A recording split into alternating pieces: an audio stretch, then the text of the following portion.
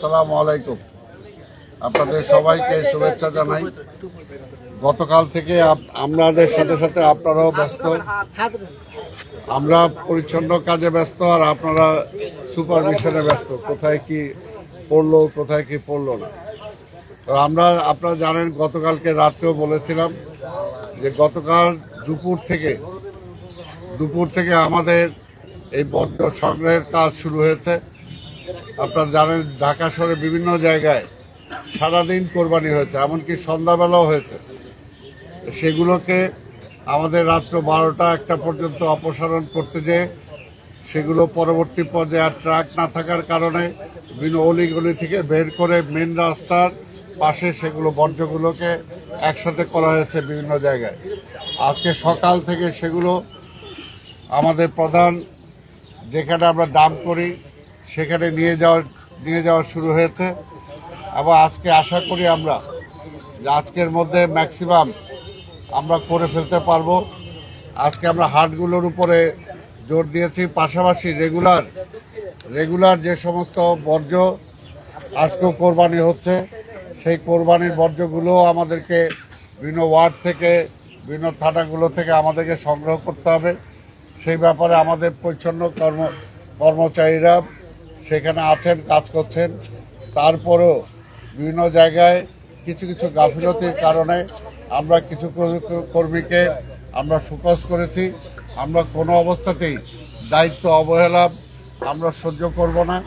আমরা চাব যথাসময়ে যথা কাজ, যেটা আমরা বলেছি, মাননীয় প্রধানমন্ত্রী যেটা আমাদের নির্দেশ দিয়েছেন, আমরা সেটা পালন করার জন্য চেষ্টা করব। আজকে আপনারা আসছেন, আপনাদের সবাইকে ধন্যবাদ। আমি একটা প্রশ্ন জানতে চাই, এটা তো হাট ব্যবস্থাপনার একটা অংশ ছিল, হাটের ময়লা পরিষ্কার করার জন্য, কিন্তু আপনারা এখানে কাজ করছেন, আপনারা এটা নিয়ে বেগ পেতে হচ্ছে কিনা, কি ব্যবস্থা নেবেন? না, এটা যারা ইজারাদার ছিল তাদেরকে আমরা পেনাল্টি করব, এছাড়া তার আর বিকল্প কোনো পথ নাই।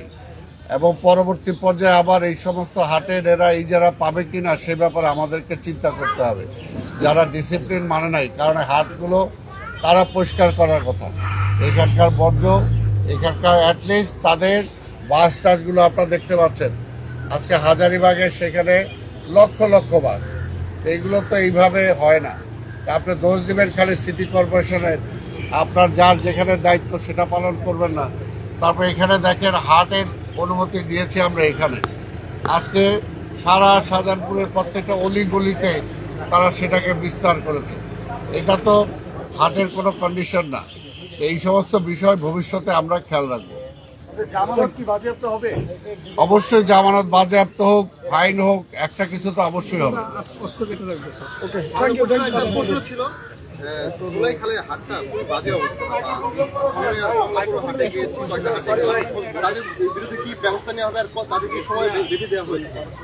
না, সময় তো তারা হাট 72 ঘন্টার মধ্যে সেটা পরিষ্কার করার কথা। হাট শেষ হয়ে যাওয়ার 72 ঘন্টার মধ্যে। তারপর দেখেন কয় ঘন্টা অতিক্রম হয়েছে, এখন তো আমাদেরকেই পরিষ্কার করতে হচ্ছে। কাজেই সেটা তাদের তো অবশ্যই পেনাল্টি করা হবে, এই ব্যাপারে কোনো ছাড় নাই। আপনাদের সবাইকে ধন্যবাদ।